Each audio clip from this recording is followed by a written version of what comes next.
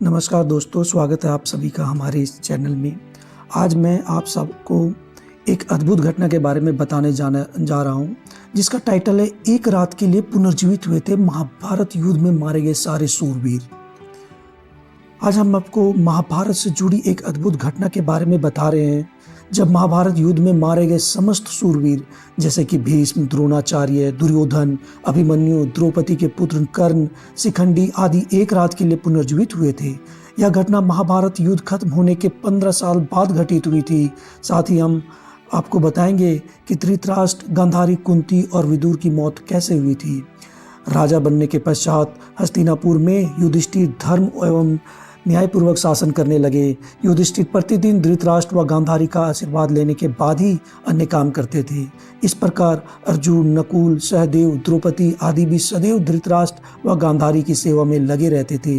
लेकिन भीम के मन में धृतराष्ट्र के प्रति हमेशा द्वेष भाव ही रहता। भीम धृतराष्ट्र के सामने कभी ऐसी बातें कह देते जो कहने योग्य नहीं होती थी। इस प्रकार धृतराष्ट्र, गांधारी को पांडवों के साथ रहते रहते 15 साल गुजर गए। एक दिन भीम ने धृतराष्ट्र व गांधारी के सामने कुछ ऐसी बातें कह दी जिसे सुनकर उनके मन में बहुत शोक हुआ।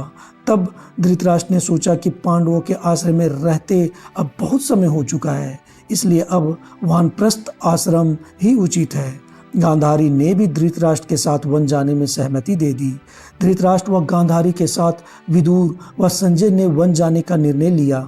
वन जाने के विचार पर धृतराष्ट्र ने युधिष्ठिर को बुलाया और उनके सामने पूरी बात कह दी।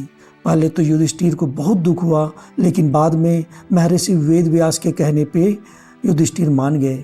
जब युधिष्ठिर को पता चला कि धृतराष्ट्र और गांधारी के साथ विदुर व संजय भी वन जा रहे हैं, तो उनके शोक का सीमा नहीं रहा। धृतराष्ट्र ने बताया कि वे कार्तिक मास के पूर्णिमा को वन के लिए यात्रा करेंगे। वन जाने से पहले धृतराष्ट्र ने अपने पुत्रों व अन्य परिजनों के श्राद्ध के लिए युधिष्ठिर से धन मांगा। भीम ने द्वैतावास धृतराष्ट्र को धन देने इनकार कर दिया। तब युधिष्ठिर ने उन्हें फटकार लगाई और धृतराष्ट्र को बहुत धन देकर श्राद्ध कर्म संपूर्ण करवाया। तय समय पर धृतराष्ट्र, गांधारी, विदुर व संजय ने वन यात्रा प्रारंभ की। इन सभी को वन जाते देख पांडवों की माता कुंती ने भी वन में निवास करने का निश्चय किया। पांडवों ने उन्हें समझाने का बहुत प्रयास किया, लेकिन कुंती भी धृतराष्ट्र व गांधारी के साथ वन चली गई। धृतराष्ट्र आदि ने पहली रात गंगा तट के पर व्यतीत की। कुछ दिन वहां रुकने के बाद धृतराष्ट्र, गांधारी, कुंती, विदुर व संजय कुरुक्षेत्र आ गए। यहाँ महर्षि वेदव्यास से वनवास की दीक्षा लेकर ये सभी महर्षि सतयूप के आश्रम में निवास करने लगे। वन में रहते हुए धृतराष्ट्र घोर तप करने लगे।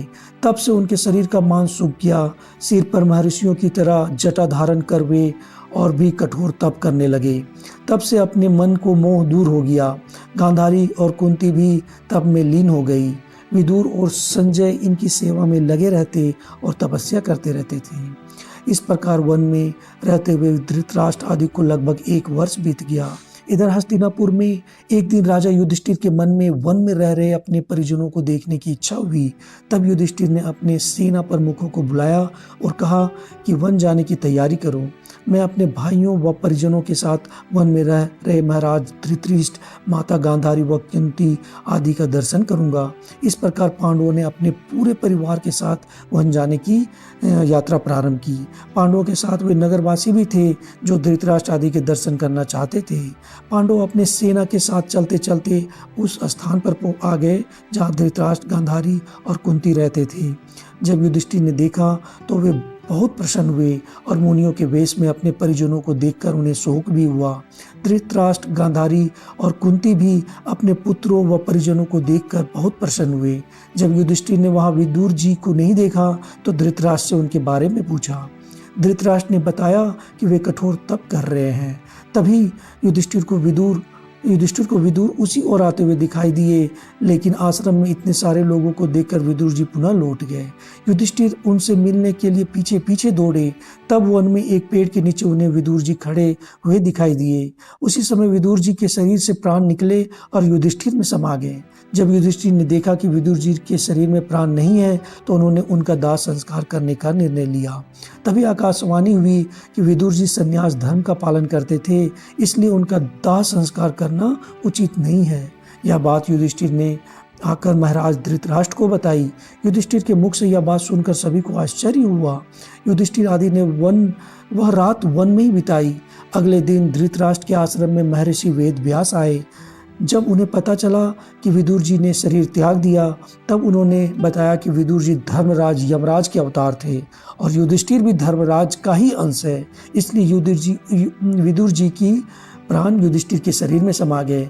महर्षि वेद व्यास ने धृतराष्ट्र, गांधारी और कुंती से कहा कि आज मैं तुम्हें अपनी तपस्या का प्रभाव दिखाऊंगा। युधिष्ठिर जो इच्छा हो वह मांग लो। तब धृतराष्ट्र व गांधारी ने युद्ध में मृत अपने पुत्रों और कुंती ने कर्ण को देखने की इच्छा प्रकट की। द्रौपदी आदि ने कहा कि वह भी अपने परिजनों को देखना चाहते हैं। महर्षि वेदव्यास ने कहा कि ऐसा ही होगा। युद्ध में मारे गए जितने भी वीर हैं उन्हें आज रात तुम सभी देख पाओगे। ऐसा कहकर महर्षि वेदव्यास ने सभी को गंगा तट पर चलने को कहा। महर्षि वेदव्यास के कहने पर सभी गंगा तट पर एकत्रित हो गए और रात होने का इंतजार करने लगे। रात होने पर महर्षि वेदव्यास ने गंगा नदी में प्रवेश किया और पांडव व कौरव पक्ष के सभी मृत योद्धाओं को आह्वान किया। थोड़ी देर में भीष्म, द्रोणाचार्य, कर्ण और दुर्योधन, दुशासन, अभिमन्यु, धृतराष्ट्र के सभी पुत्र, घटोत्कच, द्रौपदी के 5 पुत्र, राजा द्रुपद, धृष्टद्युम्न, शकुनी, शिखंडी आदि वीर जल से बाहर निकल आए। उन सभी के मन में किसी भी प्रकार का अहंकार व क्रोध नहीं था। महर्षि वेदव्यास ने धृतराष्ट्र व गांधारी को दिव्य नेत्र प्रदान किए। अपने मृत परिजनों को देखकर सभी के मन में हर्ष छा गया। सारी रात अपने मृत परिजनों के साथ बिताकर सभी के मन में संतोष हुआ। अपने मृत पुत्रों, भाइयों, पतियों और अन्य संबंधियों को मिलकर सभी का मन संताप दूर हो गया। तब महर्षि वेदव्यास ने वहां उपस्थित विधवा स्त्रियों से कहा कि जो भी अपने पति के साथ जाना चाहती है वे सभी गंगा नदी में डुबकी लगाएं। महर्षि वेदव्यास के कहने पर अपने पति से प्रेम करने वाली सारी स्त्रियां गंगा में डुबकी लगाने लगी और शरीर पर छोड़कर पतिलोक में चली गई। इस प्रकार वह अद्भुत रात समाप्त हुई। इस प्रकार अपने मृत परिजनों से मिलकर धृतराष्ट्र, गांधारी, कुंती व पांडव बहुत प्रसन्न हुए। लगभग 1 महीना वन में रहने के बाद युधिष्ठिर आदि हस्तिनापुर लौट आए। इस घटना के करीब 2 वर्ष बाद एक दिन देवऋषि नारद युधिष्ठिर के पास आए। युधिष्ठिर ने उनका स्वागत किया। जब देवऋषि नारद ने उन्हें बताया कि वे गंगा नदी के आसपास के तीर्थों के दर्शन करते हुए आए हैं, तो युधिष्ठिर ने उनसे धृतराष्ट्र, गांधारी व माता कुंती के बारे में पूछा। तब देवऋषि नारद ने उन्हें बताया कि तुम्हारे वन से लौटने के बाद धृतराष्ट्र आदि हरिद्वार चले गए। वहाँ भी उन्होंने घोर तपस्या की। एक दिन जब वे गंगा स्नान कर आश्रम आ रहे थे, तभी वन में भयंकर आग लग गई। दुर्बलता के कारण धृतराष्ट्र, गांधारी व कुंती भागने में असमर्थ थे। इसलिए उन्होंने उसी अग्नि में प्राण त्यागने का विचार किया और वहीं एकाग्रचित होकर बैठ गए। इस प्रकार धृतराष्ट्र, गांधारी व कुंती ने अपने प्राणों का त्याग कर दिया। संजय ने ये बात तपस्वी को बताई और वे स्वयं हिमालय पर तपस्या करने चले गए। धृतराष्ट्र, गांधारी व कुंती की मृत्यु का समाचार जब महल में फैला तो हाहाकार मच गया। तब धृतराष्ट्र, नारद ने उन्हें धैर्य बंधाया। युधिष्ठिर ने विधि पूर्वक सभी का श्राद्ध कर्म करवाया और दान दक्षिणा देकर उनकी आत्मा का शांति के लिए संस्कार किए। दोस्तों आप सबको ये कहानी कैसी लगी कमेंट करके ज़रूर बताइएगा और हमारे चैनल को सब्सक्राइब जरूर करिएगा। धन्यवाद। नमस्कार।